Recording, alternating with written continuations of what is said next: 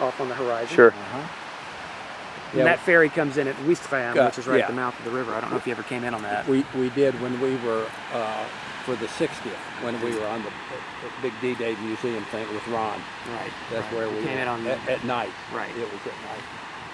I don't remember where we stayed here. But, So if Omaha's the deadliest with about 800 killed, Juneau right here, second deadliest with almost 400 killed in action on D-Day. The third deadliest ends up being Sword. Really? Because at Sword, is that right? Yeah. So it's Omaha, Juneau. Sword, you get 600 casualties total. That's killed, wounded, and missing. Right. And about 25% of that are killed. And Gold comes in fourth with, I think it's almost 250 killed. And then Utah is the one with the lightest casualties, where we get 221 casualties total, 120 killed. And Utah's low casualties like that because we land in the wrong spot. We land a mile south of where we're supposed to. Because of the tide. And we land in front of a bunker complex that's not nearly as formidable as the one where we were supposed to land.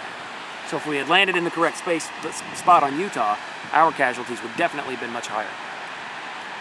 But an important element of the D-Day story is the intense bloodletting that unfolds on this beach with the Canadians, with things like B Company of the Royal Winnipeg Rifles coming ashore directly into the fire from this Widerstandsnest. Neither the Canadians nor the Brits in history really getting their due for the contribution here. I mean, that story about this being the second deadliest speech, I didn't know that. It's fallen out of the narrative of D-Day.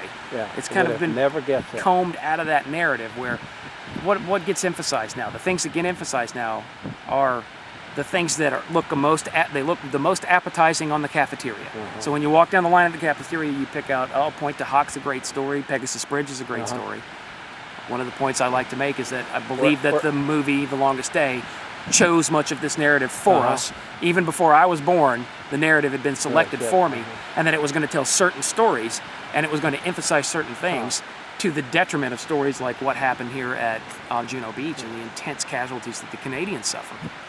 Because I find it surprising every now and then when I have to remind people that the Canadians were a major combatant power of the Second World War, and that they made not an insignificant contribution, but a massive contribution. And that they contributed in both theaters of operation. They contributed here, obviously, and then also in the Pacific on a significant level.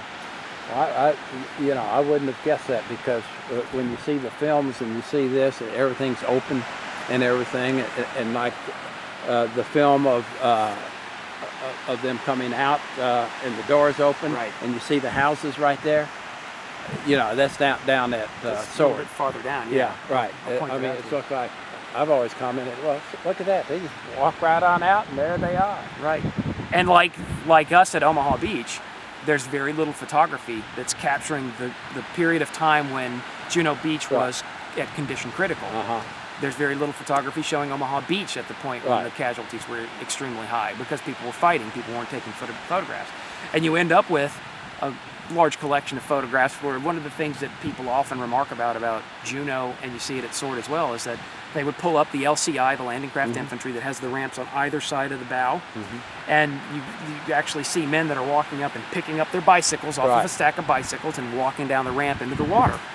And it's often odd to me that Americans will see that and it'll cause them to laugh.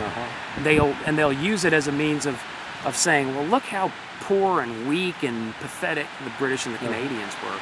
And that by no stretch is any indication of weakness. That was actually a pretty darn effective way of moving men around on the battlefield. And it cost you nothing in fuel. But bicycle infantry, which had at one time been heralded as this cutting edge thing for the battlefield, really by the 40s, you had countries like the United States that had the luxury of being able to afford motorized vehicle for everything, for almost everybody. The Russians had this statement that every American has a Jeep, and that was giving some emphasis to this idea that Americans seemed to not have to walk everywhere, but a lot of them still had to walk everywhere in a surprising way. I know of Americans that land at Le Havre, and they walk from Le Havre to the lines where they end up fighting in the Battle of the Bulge. We had plenty of vehicular transport, but we also flooded this continent with people. And the Canadians and the Brits just didn't have the mechanized quality that we did. They just couldn't afford it. Most of their production was going into aviation and armor, and they made some great vehicles and some great aircraft. Plus, they were defending their country. Yeah, I mean, with limited resources too. Yeah, you think about. Well, they also they didn't have the luxury of not being bombed. Right, exactly. Very important point I love to make is there's no point during the war where there is a serious threat manifests itself against American production. Right. You have things like the saboteurs that land in Florida and in New York in 1942. Never effective, though. Well, they got picked up before they did anything. Yeah. They got picked up and tried, and 6 out of 8 were executed. Shot, Yeah. I loved your pieces on the German spies that landed and tried to. They were so inept in terms of blending into the American culture and everything. They were picked up right away. Well, it's the first one. Alfred Langbein is the one that's notorious because he lands. Long Island? He's the one that lands in Canada, not the Long Island one. He yeah. lands in Canada, and he's got a funny accent, and he's wearing clothes that don't fit in at all among the Quebecois, and he holds a cigarette in a funny way, and then the thing that was a big dead giveaway for him was that he pulled out a little box of matches and lit a cigarette, and it was Belgian-made camp safety matches. And Belgium had been at that point occupied by the enemy for 2 years. So how did somebody get Belgian matches in Canada? Oh, and then he showed up and he began spending Canadian currency that was from before World War I. And all of that attracted attention. He gets picked up by the Royal Canadian Mounted Police within 12 hours of landing.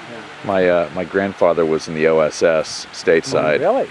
And you know, I'm quite sure if he heard that story, I mean, he'd laugh. I mean, that would have been the easiest.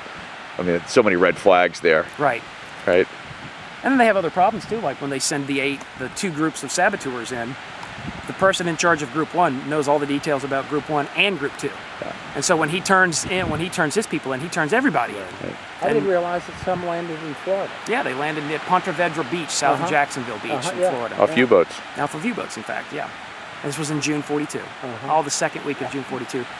They got rounded up. They were supposed to go and engage in sabotage operations against things like Alcoa plants. There were 2 Alcoa plants they were supposed to hit. They were supposed to hit a major railroad choke point in Pennsylvania, about 100 miles east of Pittsburgh, at a place called the Horseshoe Curve.